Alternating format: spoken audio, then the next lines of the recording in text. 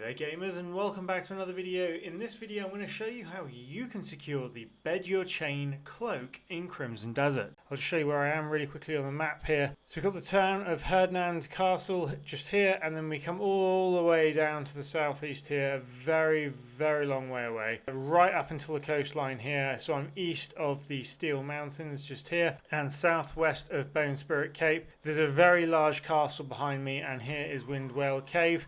So there's the castle there. I know there's a big boss in there and a couple of quests eventually at the end game. But basically when you come to this waterfall, all you want to do here, basically you've got two waterfalls either side. And what you want to do, instead of jumping off and going all the way down to the end, you want to aim for this ledge over here. Boom. As we come down here, you're going to see there's this little statue just here, which is what you want to be aiming for, this little pile of rocks just here. And then what you want to do after that is go ahead and equip your sword, come up to the water, put yourself into the stab position, shoot through the water to burst through it, and then you're going to come into this cave, and at the back of the cave just here is where you're going to find the chest, and then we can go ahead and open the chest, and there we have it. That is how you get the Bedure Chain Cloak. Really hope that this tutorial has helped. Please do drop it a like and subscribe if it did. It really helps the channel grow. Much appreciated, and I'll see you in the next video.